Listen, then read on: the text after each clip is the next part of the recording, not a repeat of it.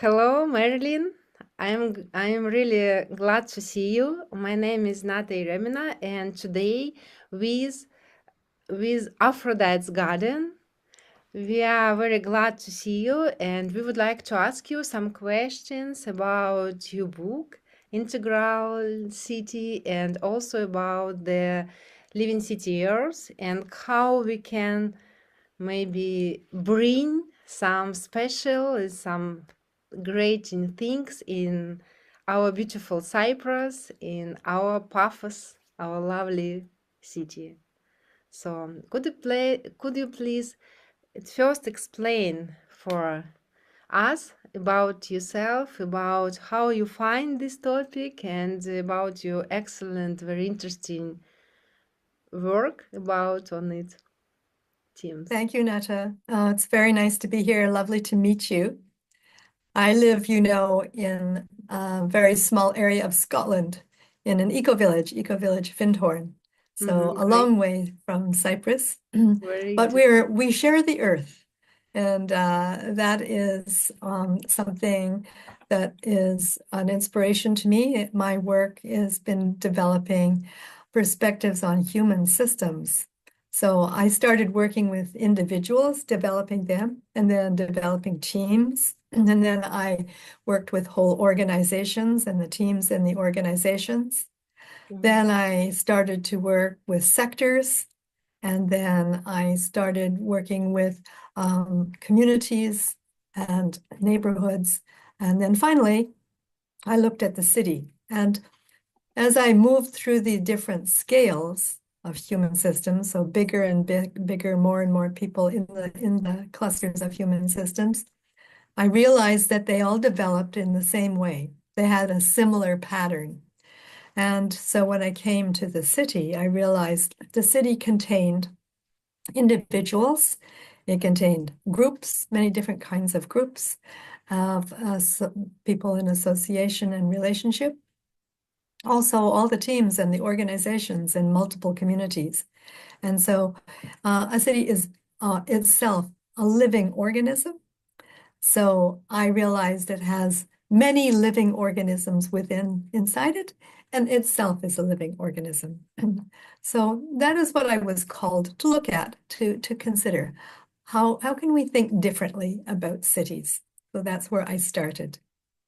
Great. It's very interesting because the world is change every moment, and it's very important to be alive and be in touch with these people who live around you. And also, I really appreciate that great solution that your book and your work can do for people. For example, you told about one examples when.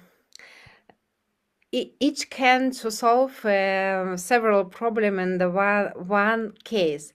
When we work at school, these teenagers and children, we also can help the adult people, and very important to create touch between small children and his grandfather and grandmother. Sometimes the children move to the another country, another city, and children can't see every day their grandmother and grandfather. But if we build all together very close to each other, the school and the house for the oldest people, it could be really great community. And I know several projects, it's real a project that when it consists from school and the house, and they help each other.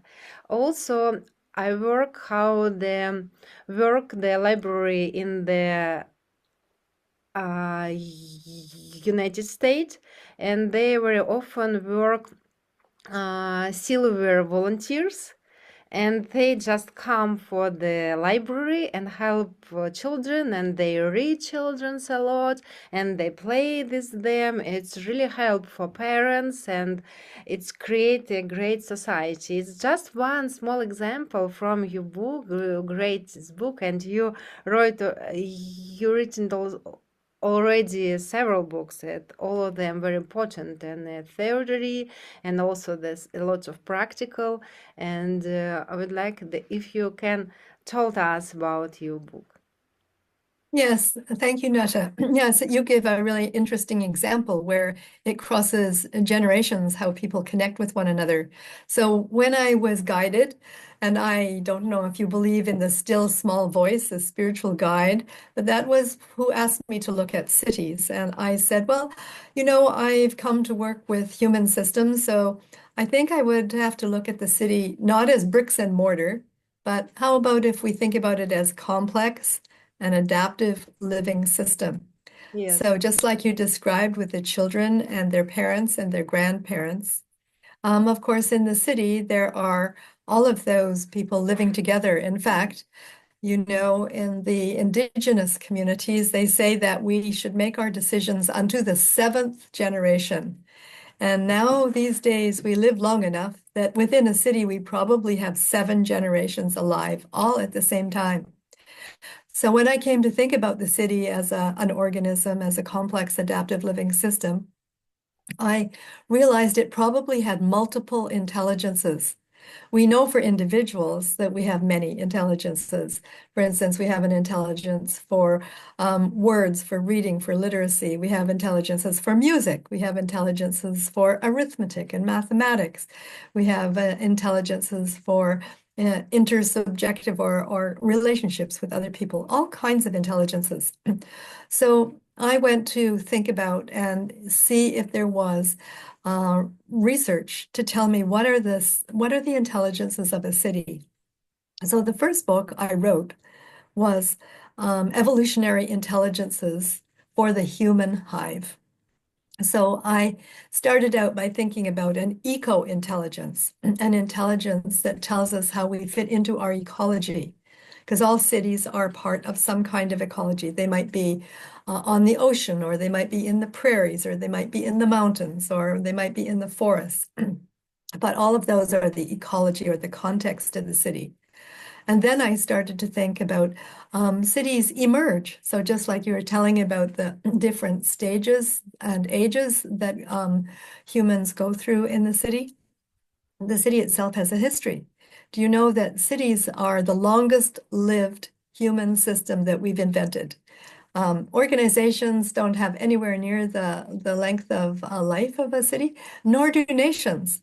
It's cities themselves that have thousands of years of history, and they're our ancestors. So there's eco-intelligence and emergent intelligence. And then there's what I call the integral intelligence. That's sort of the core of why I call it integral city. Integral intelligence allows a city to look at itself as a whole. So it looks at both individual and collective intelligence within that whole. And it also looks at the inner and the outer, that which we can feel inside ourselves, but also that which we can see visible outside. And then the fourth set of intelligences are also related to what you pointed to. I call them the living intelligence. So this is a case where being aware that we have multiple generations that we are living our lives with and relating to, and that we have to realize that in academies, we talk about standing on the shoulders of giants. Well, in cities, we stand on the shoulders of our ancestors, those who have come before. And we also are creating the conditions for the next generations, the 7 generations ahead of us. So when we look at those 4 intelligences, the eco, the emergent, the integral, and the living, I call those contexting intelligences. So that's the first set. I thought, okay, I think that's interesting for a living system. So does that make sense to you? Can I go on and tell you Yes. about the other ones? Yes, Yes. sure, sure. It's very interesting and very short and great explanation. You also you wrote in your book about the ecological footprint and Ah, how yes. we can to measure it. And you also give us some great example how the beers work, and it's a great metaphor how for the sensible for the sustainable development. Sustainable Ye- development. Yes, Yes, for and bees. how they can produce 18 kilograms of honey for all their house, and the idea results could be for our city, and which value we can add it for the universe. And example of the city with Billy system. And how you please explain now how we can So achieve that it? those are good questions. Let me just sort of relate it back to the multiple intelligences, because in addition to the contexting intelligences, then we have intelligence for individuals, both inner and outer. We have intelligences for collective, like you and I together make a Yes. collective, and so we have inner and outer. So then we have intelligences that are for navigation. So we have to know how to ask good questions. Do you know to ask a good question is an intelligence? So I call that an inquiry intelligence. And then there is a mesh working intelligence, which actually allows us to connect our operations and our structures together. And finally, the navigating intelligence, which just as it sounds, it helps us figure out how to get from here to there, how to move from the past, the present to the future. And also, finally, I identified what I would call the evolutionary intelligence. So we not Yes, only yes, develop over a lifetime, but we evolve over not only thousands of years, but over hundreds of thousands. And we think that humans have been here somewhere, some people will say hundreds of thousands of years, some people will say up to 1 million. But you talk about the bees, which I also have yes. learned to study, the honeybees.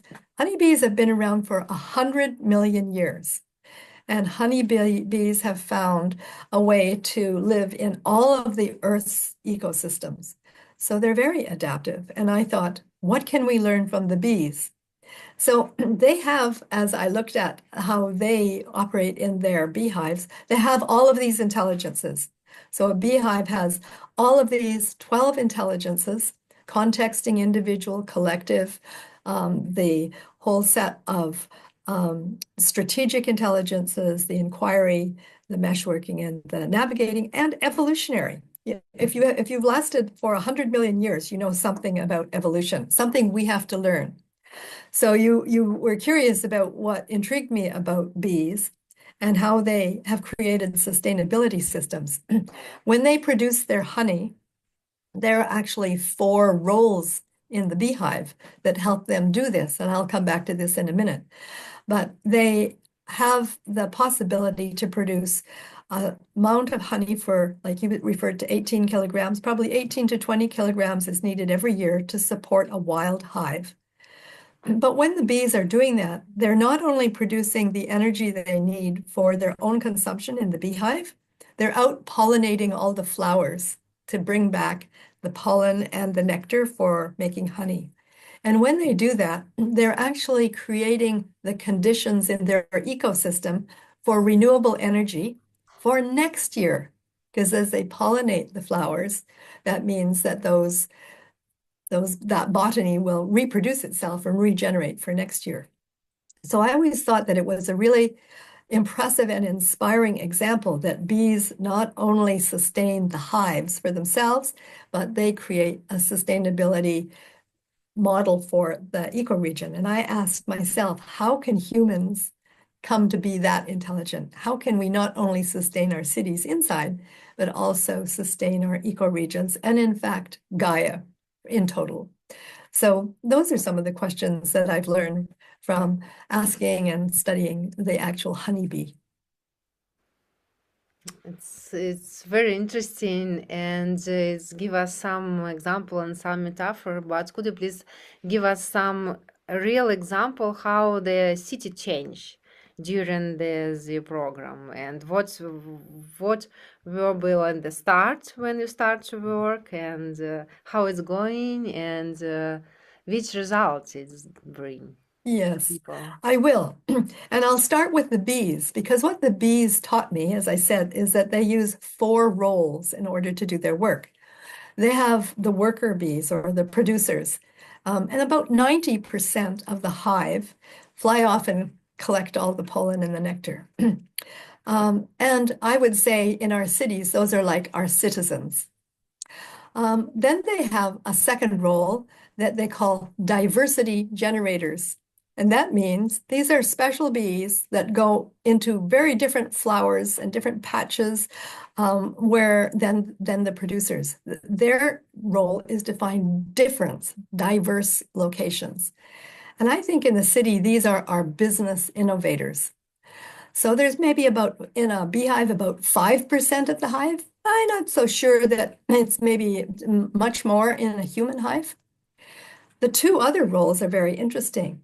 The third one is called a resource allocator in the beehive. But what I call that in the city is the city managers. So the city managers are the ones who are operating the city. They're looking after public works and making sure that when we turn the water on, we get water and we flush a toilet. We have the sewer, that we have wastewater management. It means that they look after roads and transportation and communication, but also they manage the education. They manage the health authority. And so the city managers are very important for the operation of our cities, and the resource allocators in the beehive, what they do is they say, are we bringing in enough pollen and nectar to produce our 18 kilograms of honey a year? And the fourth role in the beehive is called an integrator role. Sometimes they call it a hive judge, or looking after all of the decisions that the producers and the resource allocators and the diversity generators are doing to make sure, will we get to our target this year? Will we actually achieve our 18 pounds of honey or 18 kilograms of honey?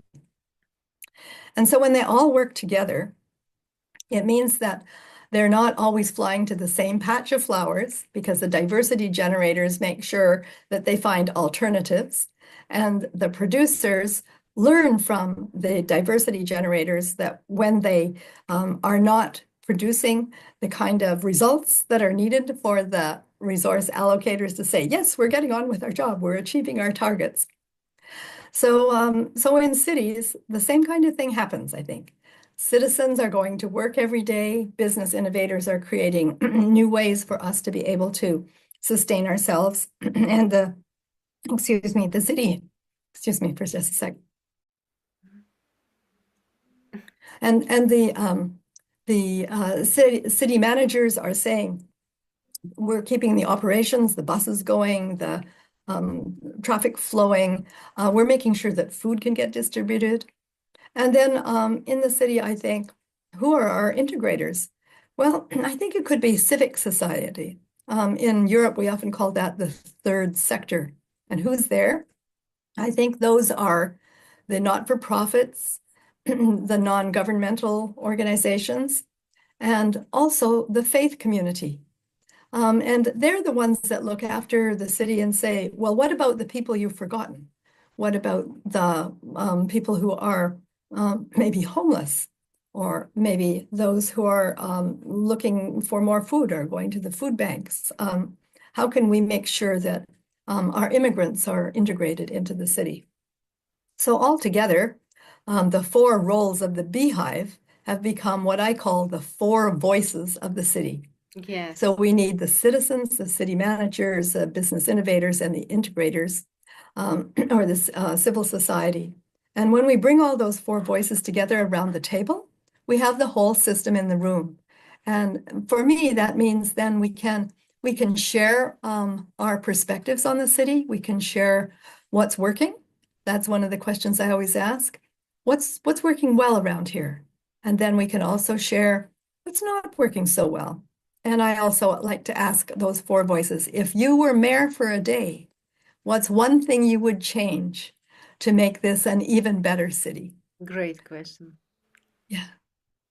Great question. It looks like a dream, and sometimes people doesn't believe for that point. For example, how the major could be listened to me. I just a small citizen, and also as usually I'm as a businesswoman, I know that it's not easy to find the they're talking between city manager or businessman. Sometimes they fight from this each other, and how you can bring for one round table all for four voices. Well, you have to have facilitation skills. So that's what I become is like a host. And Yes, so I invite people to come to the table. And when I'm working with places, when I go to a new place, I ask, please, can we invite three or four representatives from each of the voices?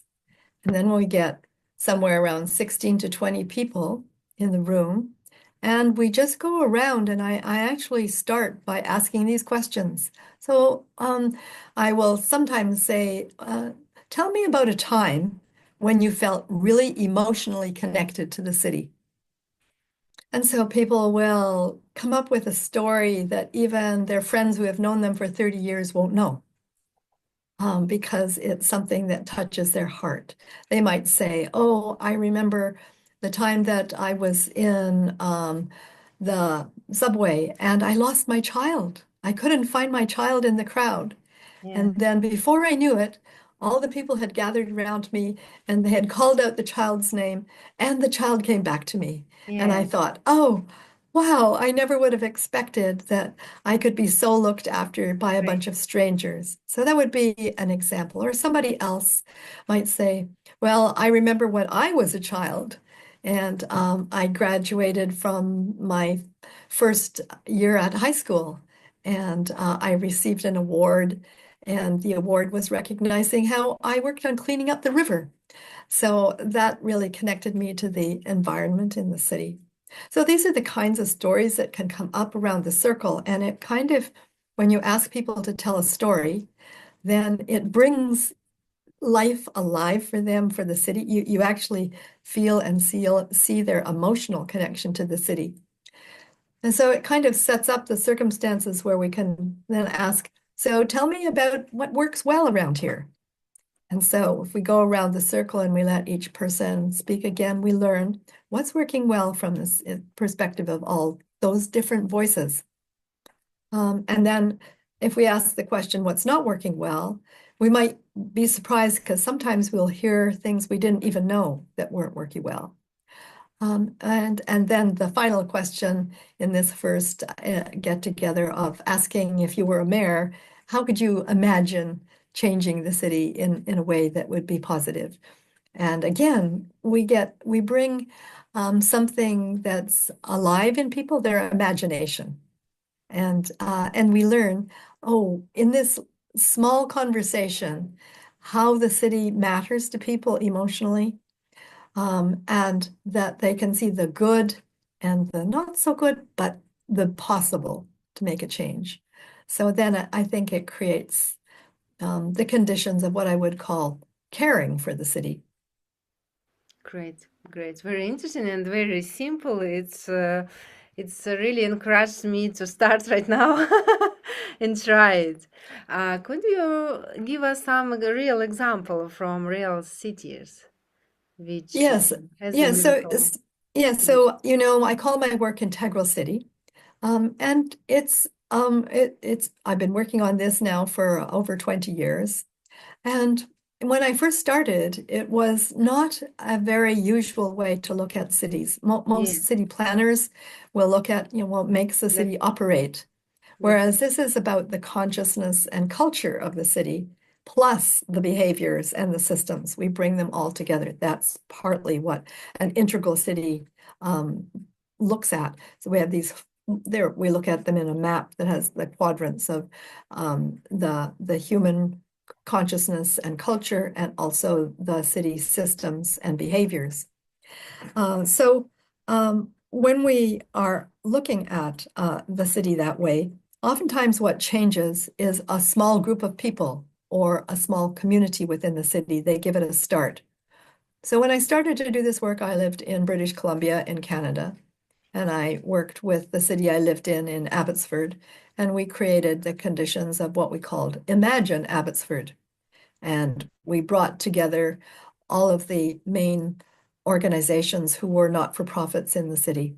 And together, we brought the four voices of the city together over about 3 years. We had a series of actual, they would be like conferences, and we would look at different themes and cluster them together and bring, if you know anything like the art of hosting, we would be using things like conversation cafes. We would be like using open space, getting them to do all kinds of fun activities to explore.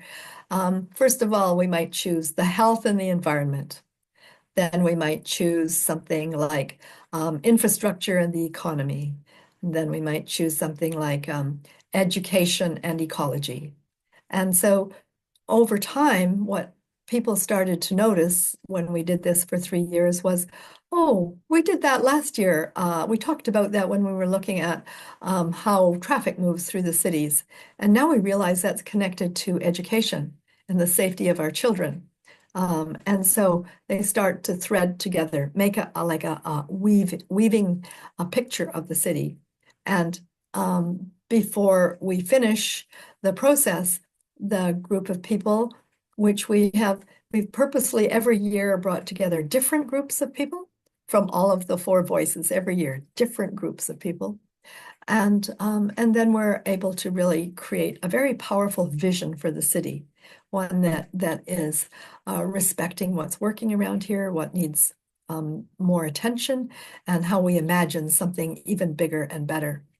So when we finished doing the work in Abbotsford, the city had changed the mayor and the city council, and they were wanting to do a vision process.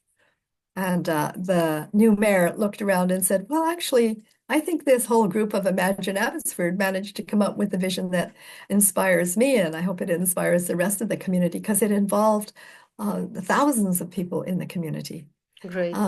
And so they didn't have to go create a whole new vision. It had already been done by the four voices of the city. So that's an example in Abbotsford.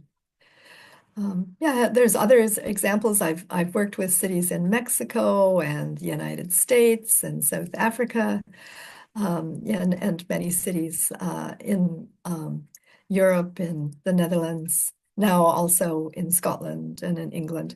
And most of them are working in small pockets where they can bring the four voices together. And then they're kind of like a human hive. That's what I call them. So the human hives actually set up a really powerful example by just doing the work with the people who are called to turn up, and by others observing the success that they have, they want to try it out. So it then becomes kind of viral and contagious. And that's how I see this growing.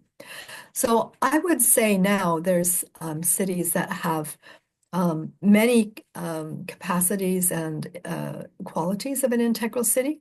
And we have actually a city of the year that we nominate every year, that just points to how are they practicing these 12 intelligences? How are they bringing the four voices together? So it's not always the work that I do in the cities, but who I see elsewhere, other people doing, and I can applaud them and amplify them by recognizing the work they do. Great. And how many years it usually take to start for voices bring to work together? Well, it doesn't take years to invite the four voices. It just takes, weeks or a couple of days if you sit down and just it's like an invitation list. And you tell people that you would like them to come to imagine new possibilities. And so I frequently have, in working with the places I started with, we would take a longer time than we do now. Where I am at the Eco Village Findhorn, we're doing now this year in probably about 6 months, work that takes in larger cities up to 2 years or 3 years. And you're thinking about, impacting an island. And an island is a very interesting and special set of conditions. So I think that what really matters is, do you have a group of people together in the first place who would like to impact change. So first of all, you have to have the interest in changing. Then you extend the invitation and see who turns up, who accepts your invitation. When you have that process complete, then a question to ask before you finish the meeting is, who else should be here? So we keep extending the invitation out and repeat the gatherings. We can change the focus and we can set a direction. I can work with people to decide what are the important topics around here. I can tell you they're quite universal, so that most cities will come up with just about the same themes or topics, but there might be some that are more important than others, depending on the life conditions. But what I think is the deciding factor for how long can it take is how fast are the voices or the city or the communities, how fast are they willing to learn? Because this isn't a top-down procedure. This is bottom up, middle, and a little bit of top down. It's bringing it all together, and it requires the time to actually assimilate and learn what it is we're learning from each other, and our decision to change. Yeah. Yes, yes, it's very important. But could you please give us some example when you as a leader go left, so go for the another country, the previous work has come down, so nobody push it and nobody change after that. Did you see this example? That if we do the work that nobody changes. I haven't, because I won't work under those conditions myself. I have to see evidence for change at the beginning. And then I see that instead of the situation you're talking about, I've worked with places where they asked me, okay, give us a proposal. I gave them a proposal for 10 years, which is a very long Yeah. consultation process. But we started out, and within the first 3 to 4 years, they managed to accomplish what brought them to a plan to unfold, to actually implement. And so some just like some individuals are better at visioning, and others are better at implementing, and others are better at producing, and others are better at integrating. Cities are like that too. So some will be needing support for the visioning process. Most of them, there's not a lot who have really strong skills for implementing.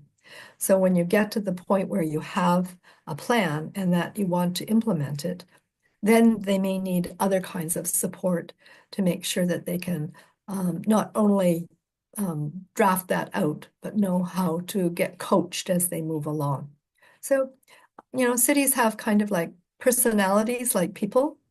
And by the time you work with them for a while, you realize where they need more support or where they're very strong and just need encouragement. Great, great, very interesting, very interesting.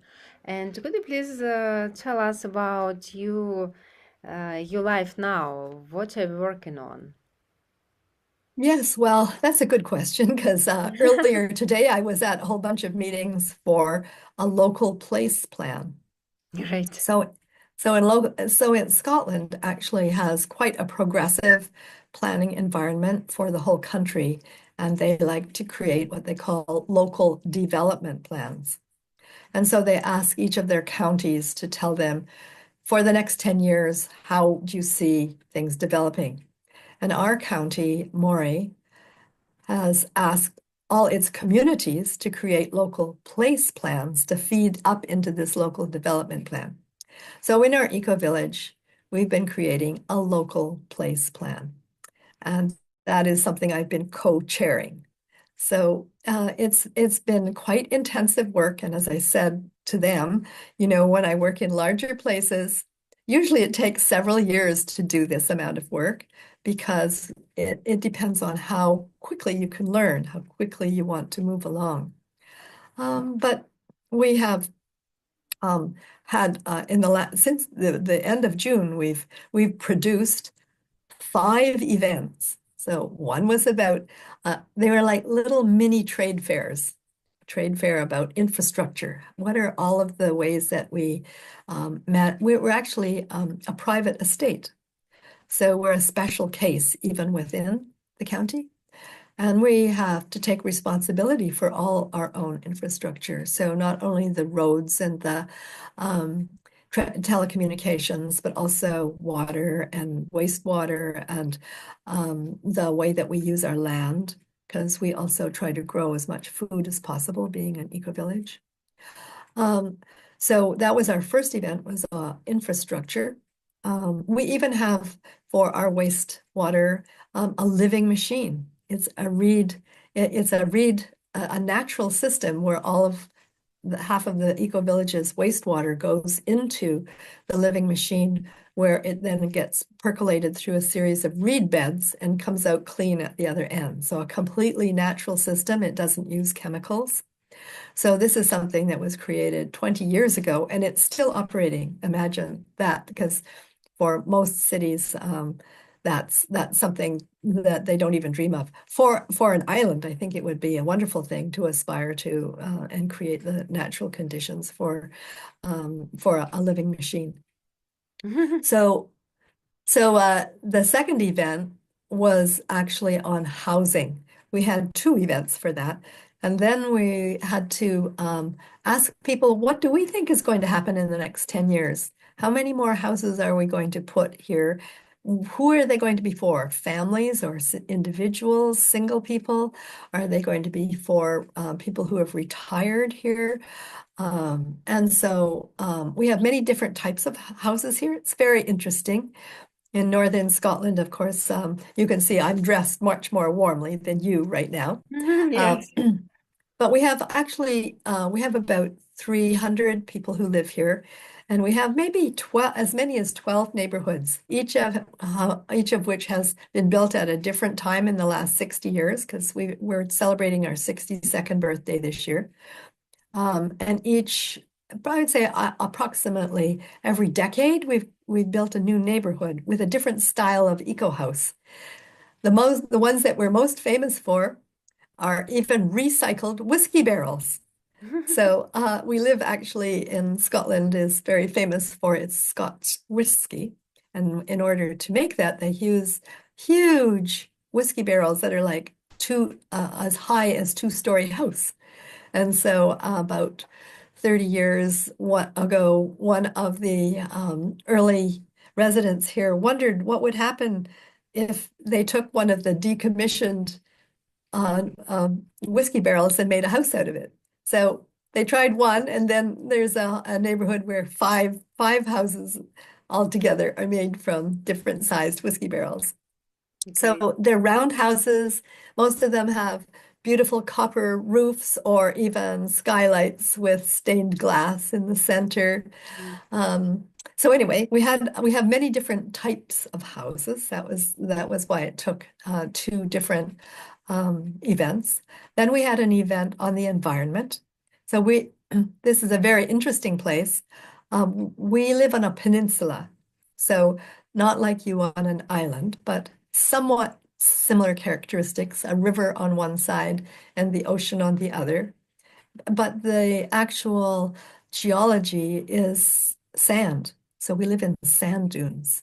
Mm. And 60 years ago, there were no trees here. It was just That's a right. caravan park with sand.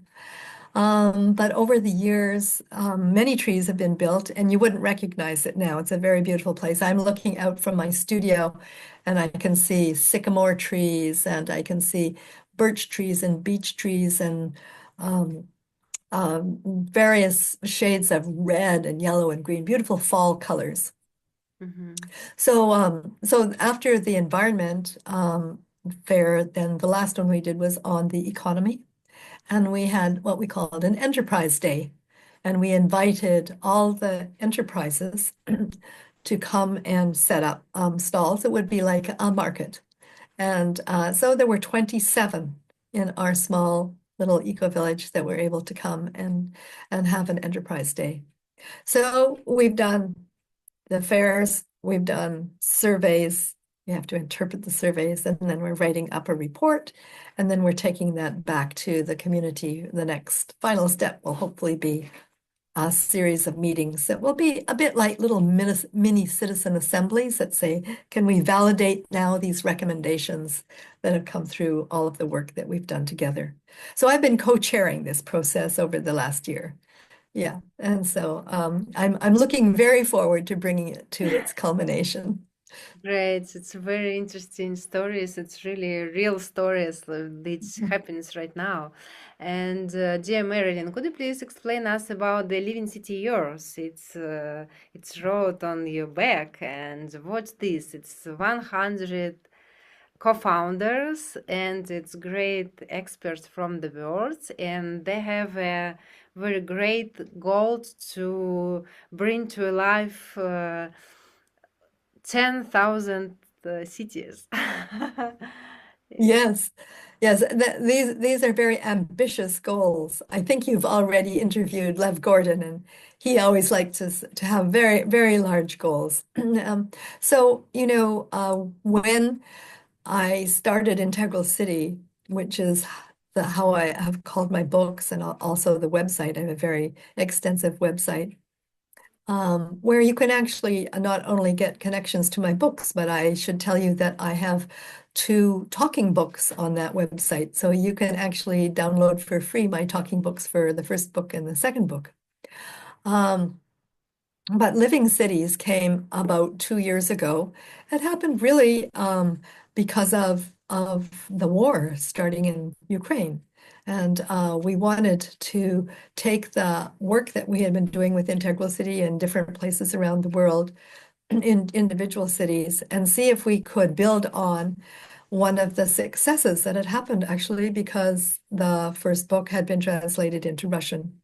And there had been a Living Cities Russia that was created. And Living Cities is how Integral City is translated into Russian. We all liked that name when we looked at each other and said, well, if we're going to create a global organization that changes 10,000 cities, what will we call it? Well, we'll take the Living Cities and say Living Cities Earth. So we set out with the core group of people, many of whom had worked both in Europe or North America with the work I've been doing with Integral City, and also in Russia and now Ukraine, and many other places across the world, including India and Australia and Japan, China, South America, South Africa. And we set out to invite co-founders who were really representing the four voices.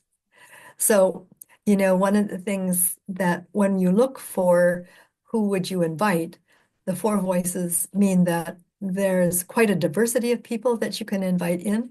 And we have both visible diversity and internal diversity. So when you look on the screen, there's a very famous systems researcher, Donella Meadows, who used to have a thought experiment, and she said, if New York represented the world and you had 100 people in the city, what would they look like? And so she has this map of how the world is apportioned between men and women, the ages, the different ethnicities, the different races, the different languages.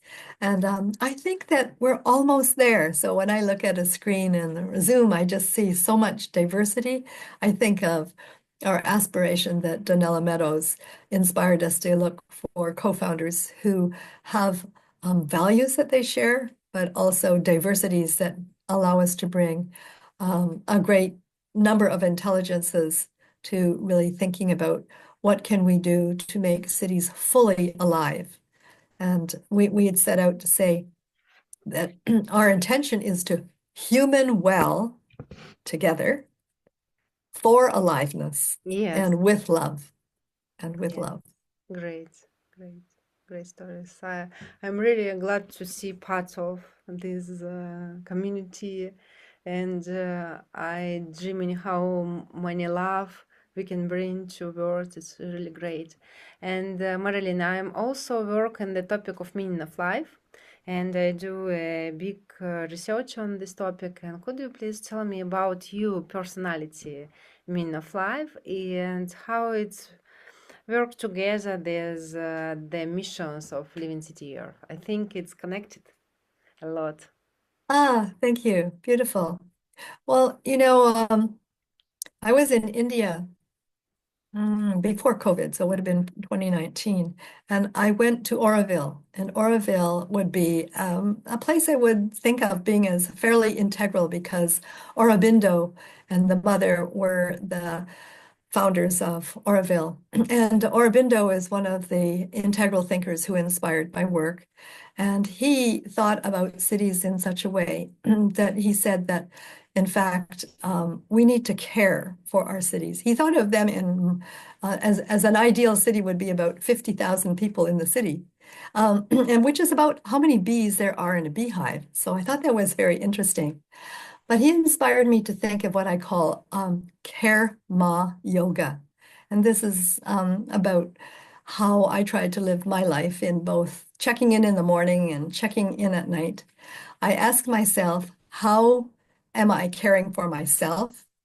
How do I intend to care for others? Yes. How do I care for my place, my city? And how do I care for Gaia, for the Yeah, planet? So caring for person, people, place, and planet. great. And then at the end of the day, I ask myself, how have I done that? How have I cared for the planet?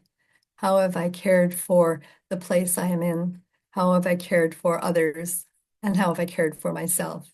And so I would say that for me, that becomes a core expression of how life is meaningful for me, living into that care and being able to borrow and have a little fun with the expression karma as opposed to karma, but karma yoga as a practice that I use every day.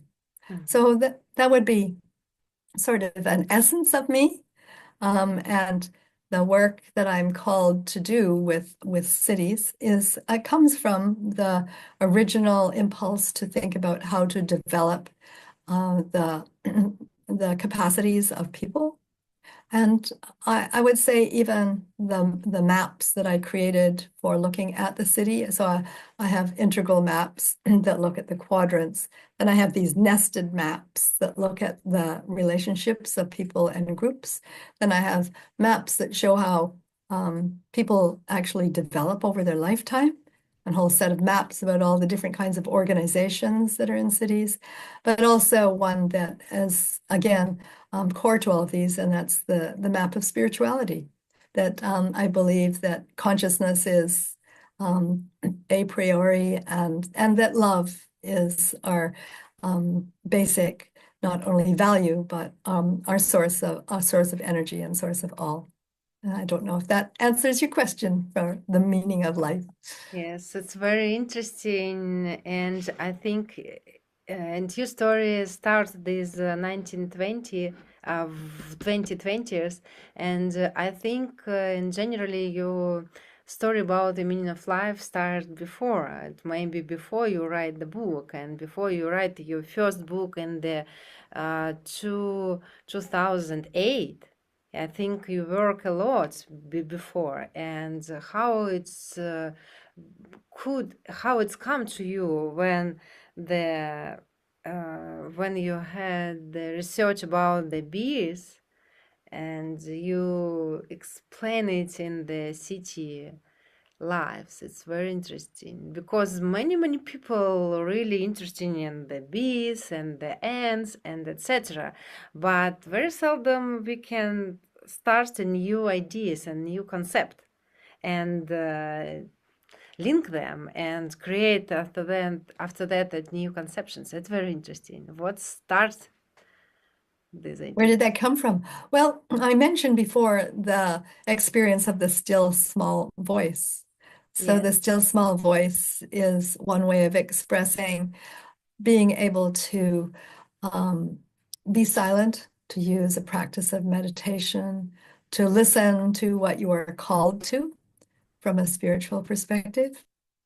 And I think that became very much woven into my life in the over time. And in the 1990s, when I was living in Abbotsford in Canada, I was the vice president of a very large sporting event that was like pre-Olympic. So the year before Olympics in Canada, we had a Western Canada Summer Games, and I was the vice president of volunteers. So we had thousands of volunteers looking after thousands of athletes and thousands of coaches. And I realized in that experience, everything that I knew about management, Great. which I thought was fairly advanced at that time, was not enough. Hmm. So I went back to school to see what I was not understanding, and that is when I encountered systems and complexity, had a whole different experience of being able to practice a worldview that had a spiritual center. So in going back to school, I looked at learning and leadership, at self-organizing systems, and they were online systems. So some of your viewers might have encountered Margaret Wheatley, Meg Wheatley, who is very famous for a book called Leadership and the New Sciences. So I started to study with her, and that is where I learned about systems and complexity. And in doing that, gained a completely different view of the world around me and cities and the clustering of how people impacted one another. The bees came along because one of the people who influenced me was the author of Spiral Dynamics, Dr. Don Beck, who also introduced me to the work of Howard Bloom.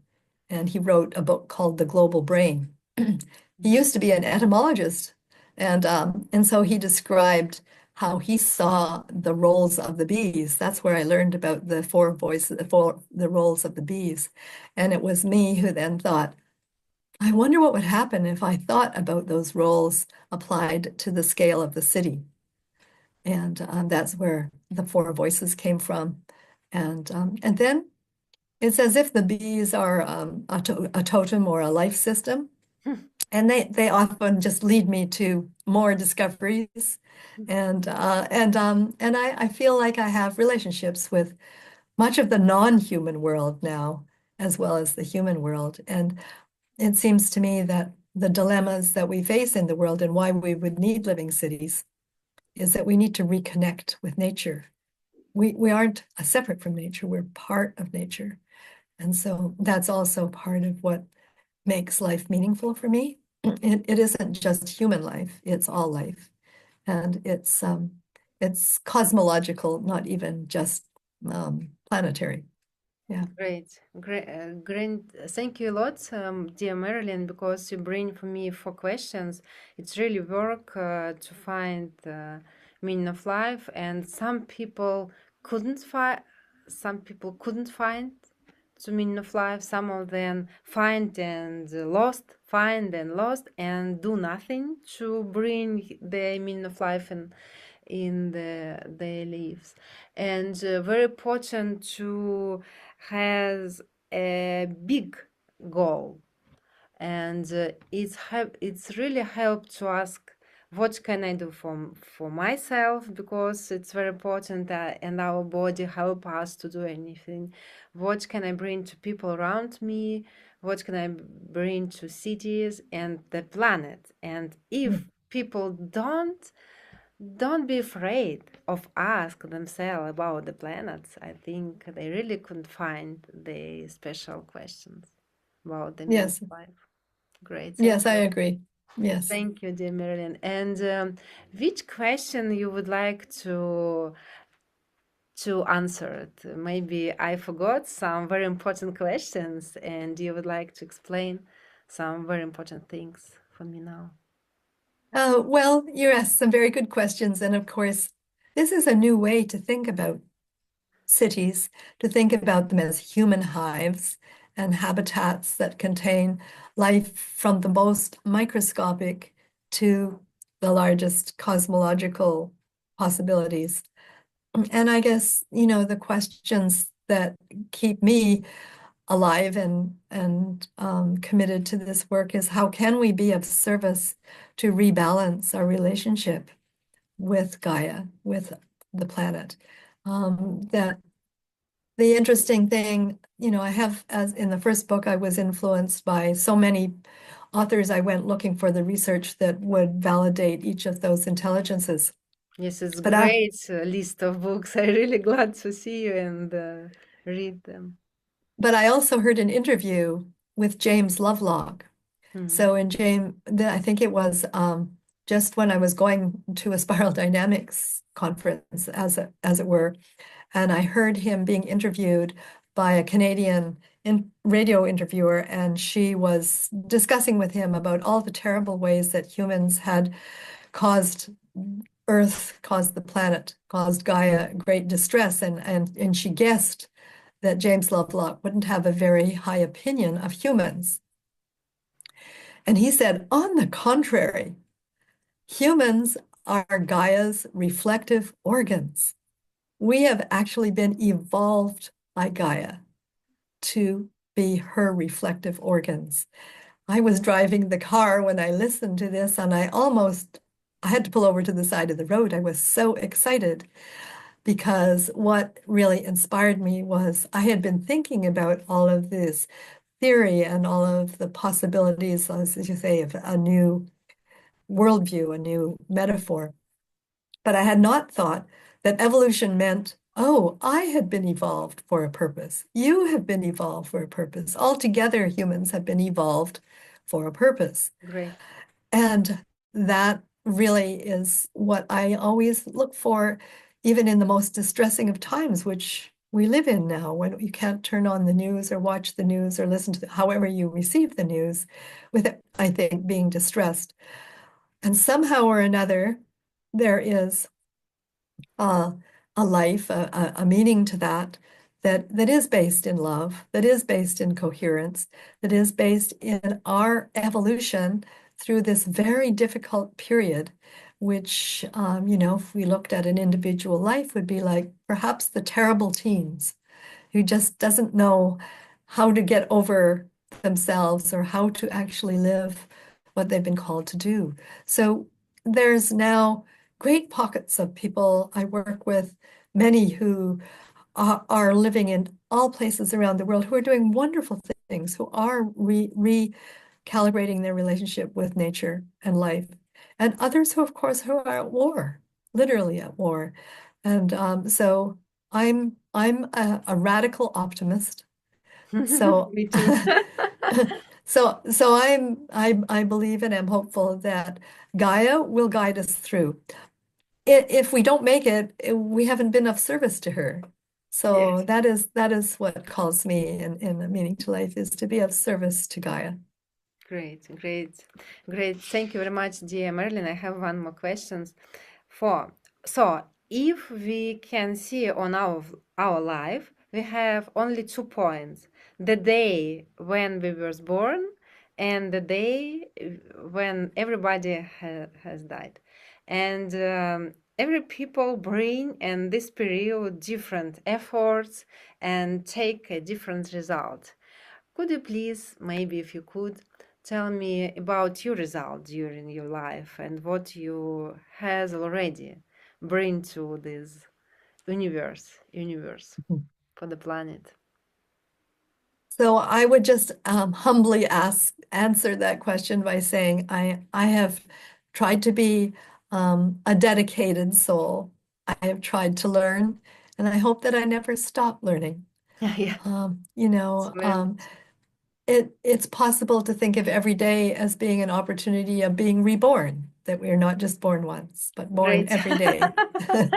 Great idea. So we're not even just one person. We're many people within one body, one persona.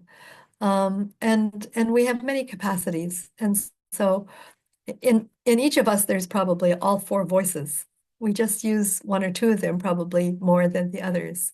So I, see as an optimist, the great possibilities in every person, well, no matter what age they are. And I dedicate my life and my work to the seventh generation. Not only the seven generations who are alive now, but the Great, seventh generation in the future.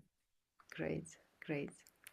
Thank you. And I, I, I believe that our conversation brings to many people new ideas and some warmth, and they can bring it also to our planet. And now we are stop our recording, and I would like to give you some. You can set me up by asking. Yes. So, dear Marilyn, thank you so much for your time. And could you please bring us some conclusion and what can we do? And maybe you can remind one more time about your books and about the Living City Earth. And it could be help us all together to bring the idea about the living and be alive in our life. Thank you, Nata. Yes, it's really easy. So you can see behind me on the screen, livingcities.earth. So if you just put triple W before the beginning of that, then you can go to the whole website and you can see the co-founders. You can read our unitive narrative and our manifesto.